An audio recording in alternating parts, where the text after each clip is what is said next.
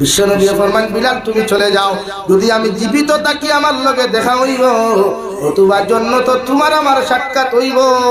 সুবহানাল্লাহ। বিলালে হাফসে গাছ পুস্তা লইয়া রওয়ায়, নিজের বেডিং বাটিং লইয়া রওনা দিলা। কোন তাকি সামান্য 10 মিটার 20 মিটার যায়, ওখান তাকি আবার পাগলের মতো ঘুরিয়া বিশ্ব নবীর হাত মুবারক ধরিয়া চুমা খান। হই নবী যে বিলালে প্রতিদিন ফজর আজান দিতাম ঘুম থেকে উঠিয়া, আপনি নবী মুহাম্মদুর রাসূলুল্লাহ মসজিদে নববী যাইতা, যে বিলালের জবান দিয়ে আজান দিতাম, গোটা মদিনার সাহাবী হল মসজিদে নববী যাইতা।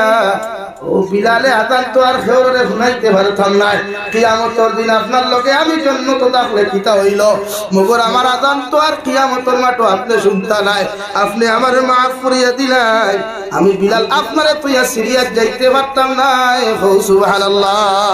বিশ্ব নবী ফরমান যে বিলাল তুমি যাও, আমি নবী মুহাম্মদুর রাসূলুল্লাহ তোমার লগে ওয়াদা করলাম, কিয়ামতের ময়দানে তোমারে লইয়া যতক্ষণ জান্নাতে গেছি না, আমি বিলাল আমি নবী কইয়ার জান্নাতে যাইতাম না। সুবহানাল্লাহ।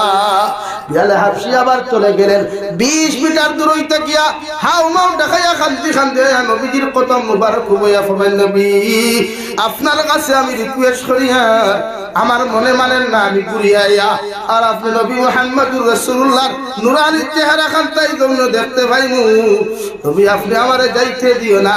নবী কইলার বাপ বিলাল তুমি যাও। ও বিলাল চলে গেলেন সিরিয়ার জমিনে। কয়েক বছর পরে বিশ্ব নবী মুহাম্মদুর রাসূলুল্লাহ সাল্লাল্লাহু তাআলা আলাইহি ওয়াসাল্লাম হায়রে ভাই বিলালের মতো খালা সাহাবীরে মক্কার কোনো মানুষে দাম দিত না, মদিনাতুল মুনাওয়ারার কোনো মানুষে দাম দিত না। ও বিলাল তে নবী যে খাবে দেখিয়া কইতা রে বিলাল আমি তোমারে দূরে সিরিয়ার জমিনে পাঠাইলাম করিয়া, তুমি কি আমি নবীর উপরে তো গুসা করছো, তুমি কি আমি নবীর উপরে তো রাগ করছো? বিলাল তোমারে আমি কইয়া দের একটাবার মদিনাতুল মুনাওয়ারাত তো শিফানো, আর তোমার জবান মুবারক দিয়ে তুমি আজান খান শোনাও। আমি নবীর রওজা তাকিয়া কতদিন হইল তোমার আজান শুনি নাই। সুবহানাল্লাহ।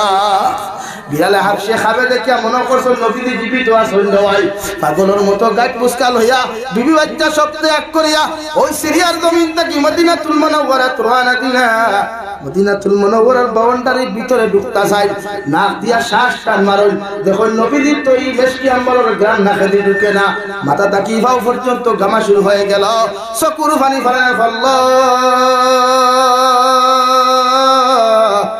যে বিলালে খাবে দেখিয়া নবীজির কাছে তশরিফ আনলাম, মনে হয় মদিনার মাটি করে নবীজি জমিন নাই, মদিনার মাটি বা সাইতে মুর্দা দেখা যার, মদিনার গাছ বৃক্ষ তরুলতা পাতা বা সাইতে দেখা যার মুর্দা। আমি বিলালে খারে আজান শুনাইতাম, বিলাল চকুর পানি ফেলাইয়া রাখে দিয়া গুয়াই আইয়া দেখুন মদিনার মানুষ স্তব্ধ শান্ত মুখা, ডাক দিয়া খেয়ে ডাকাডাকি না করিয়া দৌড় মারিয়া মসজিদে নববীর মিনারের মধ্যে দেয় আল্লাহু আকবার আল্লাহু আকবার আল্লাহু আকবার আল্লাহু আকবার শাহাদু আল্লা ইলাহা ইল্লাল্লাহ পর্যন্ত দিলার আওয়াজ। ফিরিয়া দেখুন নবীজির কোনো আওয়াজ নাই। বিলালে হাবশী আশহাদু আন্না মুহাম্মাদার রাসূলুল্লাহ, এই মাত্র রাসূলুল্লাহ শব্দ খানটা মিরাত করলার ভাই। বিলালে হাবশী রাসূলুল্লাহ শব্দ ফুরাইতে পারেন নাই, জমিনে বেহুশ হয়ে পড়ে গেলেন। সুবহানাল্লাহ। ও বিলালে হাবশী ইসলাম ধর্ম গ্রহণ করার বাদের আওয়াজ প্রতিদিন লুকাই লুকাই নবীজির খেদমতে যাইতা দিন শিকার লাগিয়া। উমার ইবনে খলফে প্রতিদিন খবর পাইতো, বিলাল দে প্রতিদিন বাধা দিত, রড গরম করিয়া আংটার মতো লাল করিয়া বিলাল দে উলঙ্গ করিয়া রাওয়াই গরর মধ্যে এত নির্যাতন করতো, বিলালের শরীরের তাম চামড়া মাংস গুলা জ্বলিয়া যাইত। নাউযুবিল্লাহ। হযরতে বিলালে কইতারে মালিক আমারে আর নির্যাতন করিও না, কারণ এই জমিনে আমি বিলালের আপন বলতে কেউ নাই, আমার মাও নাই বাবাও নাই, আমার খানদানের গোষ্ঠী করার কেউ নাই, তুমি মালিককে আমার আর নির্যাতন তুমি করিও না। উমার ইবনে খলফ মুনাফিকা কইতরে বিলাল দুনিয়ার জমিনে যদি তুমি মুসলমানিত্ব ছাড়ি দিলাও তোমারে আর জীবনে আমি মারতাম না। এখন নাউযুবিল্লাহ। ও বিলাল ডেরা ভাই উমার ইবনে খলফ এত নির্যাতন করল, হযরতে আবু বকর সিদ্দিক রাদিয়াল্লাহু তাআলা আনহু বিশ্বনবী মুহাম্মদুর রাসূলুল্লাহ সাল্লাল্লাহু তাআলা আলাইহি ওয়াসাল্লাম আরজ করিয়া ঘোষণা করিয়া রাসূলুল্লাহ বিলালের নির্যাতনের কষ্ট দেখিয়া আমি আবু বকর সহ্য করতে পারি নাই। আপনি বিলালের মতো এতিম মানুষের ব্যবস্থা করো কোয়া, যাহাতে বিলালে তুমি আদাতির জিন্দেগি ভাই। সুবহানাল্লাহ।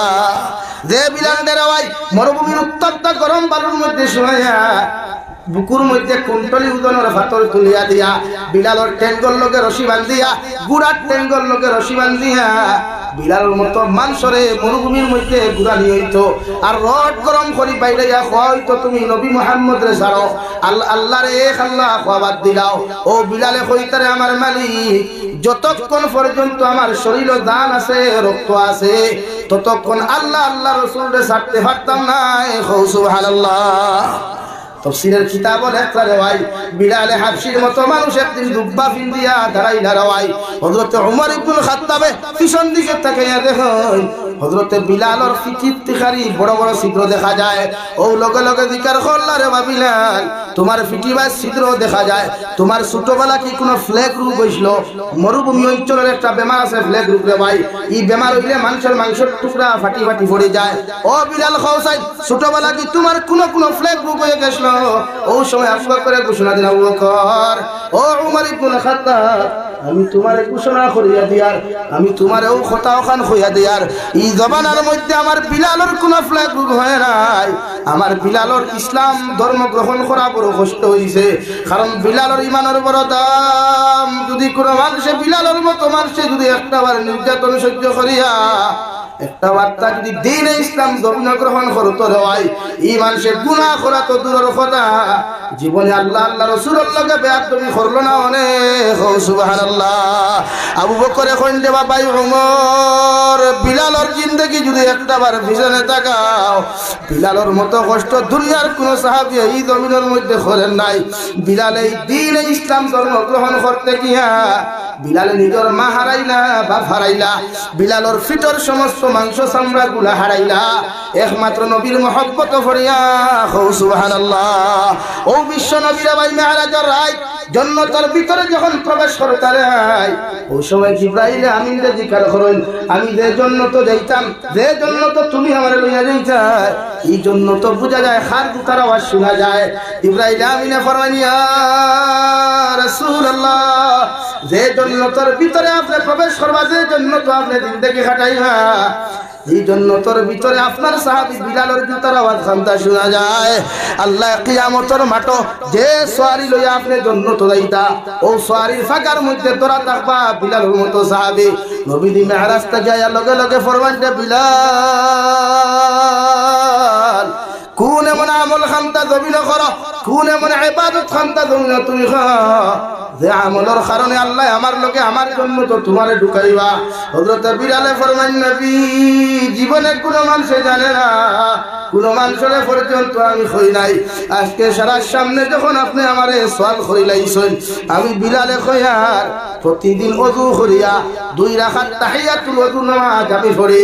ও নামাজের কারণে হয়তো আল্লাহ কবুল করছেন। সুবহানাল্লাহ।